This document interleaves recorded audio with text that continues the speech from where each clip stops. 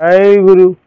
সৎগতির নতুন আলোচনায় আবার সকলকে প্রণাম জানিয়ে নিবেদন রাখছি, জীবনের সবচাইতে গুরুত্বপূর্ণ বস্তু হলো প্রাণবায়ু। সেই প্রাণবায়ুকে নির্মল রাখার জন্য সকলে গাছপালাকে ভালোবাসুন এবং সকলে গাছ লাগান। আজকে আলোচনা করছি হনুমানের আসন।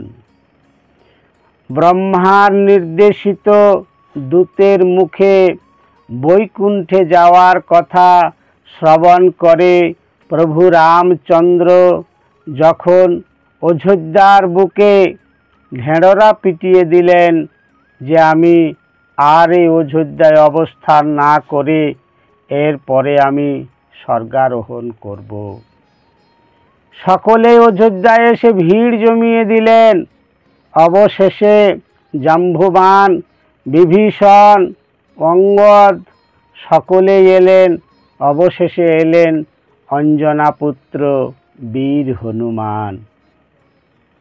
ভগবান রামচন্দ্র বিভীষণকে কলাকুলি করার পরে বলেছিলেন, বিভীষণ তুমি লঙ্কায় ফিরে যাও। যতদিন পর্যন্ত চন্দ্র সূর্য উদয় হবে, যতদিন পর্যন্ত এই পৃথিবীর মাঝে আমার নাম, আমার গুণগান, আমার গুণকীর্তন, আমার লীলা চর্চা হবে, ততদিন পর্যন্ত তুমি লঙ্কাতে রাজত্ব করবে, প্রজা পালন করবে, যাও। সেই দিন প্রভু রামচন্দ্র জাম্বুবানকে বলেছিলেন, তুমি ব্রহ্মার বরে তুমি অমর হয়ে থাকো, তোমার স্বর্গে যাওয়ার কোনো প্রয়োজন নেই। অবশেষে হনুমান গিয়ে দাঁড়ালেন প্রভু রামচন্দ্রের সামনে। হনুমানকে দর্শন করে ভগবান রামচন্দ্র বলেছিলেন, হনুমান তোমার স্বর্গে যাওয়ার কোনো প্রয়োজন আছে কি? হনুমান বললেন, প্রভু আমি আর স্বর্গে গিয়ে কি করব?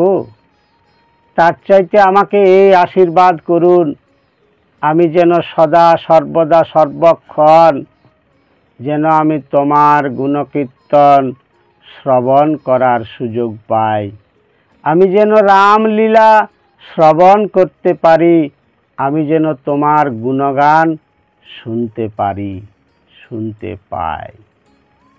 প্রভু রামচন্দ্র হনুমানের পৃষ্ঠে হস্ত দিয়ে বলেছিলেন, হনুমান যাও, আমি তোমাকে আশীর্বাদ করলাম। এই ধরাধামে যেখানেই রামায়ণ পাঠ হবে, যেখানেই ধর্মগ্রন্থ আলোচনা হবে বা কেহ পাঠ করবেন, সেখানে তুমি উপস্থিত থাকবে। আর আমার আশীর্বাদে তুমি সব সময় সর্বত্রই তুমি এই রাম নাম, মধুর নাম তুমি শ্রবণ করার সুযোগ পাবে, তোমার কোনো অন্যথা হবে না। প্রভু রামচন্দ্রের এই আশীর্বাদে হনুমান খুবই আনন্দিত হয়েছিলেন। তাই হে ভক্ত সমাজ, হে মানবকুল, হে আমার ভক্তিমতী মায়েরা, আজকেও যদি কোনো পণ্ডিত, কোনো মহারাজ যদি কেহ রামায়ণ গান করেন বা রামায়ণ পাঠ করেন বা অন্য কোনো যে কোনো গ্রন্থ পুরাণাদিও পাঠ করেন, তাহলে সেখানে একটি হনুমানের আসন পেতে রেখে দেওয়া হয়। সেই আসনে উনি অবস্থান করার জন্য ওনাকে আহ্বান জানানো হয় এবং হনুমান সেখানে উপস্থিত থেকে রামায়ণ, রামকথা বা কৃষ্ণ লীলার কথা, ভগবানের গুণকীর্তনের কথা উনি উপস্থিত থেকে শ্রবণ করেন।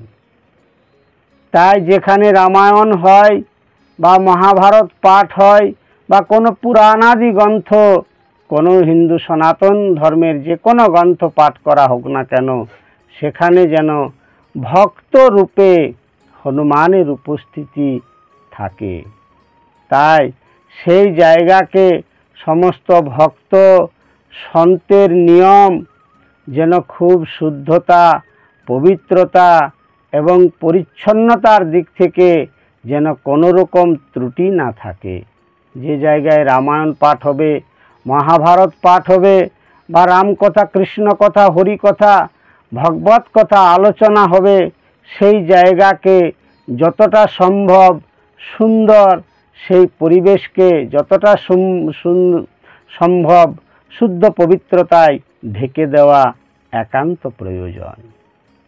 যেখানে হনুমানের মতো ভক্ত, যিনি হৃদয় চিরে দেখিয়ে দিয়েছিলেন যে ওনার অন্তরের অন্তঃস্থলে রাম সীতাকে উনি কেমন করে ধারণ করে রেখেছেন।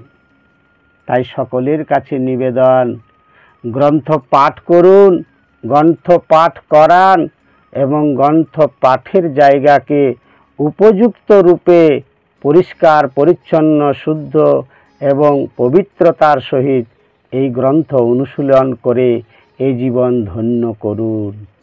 নমস্কার।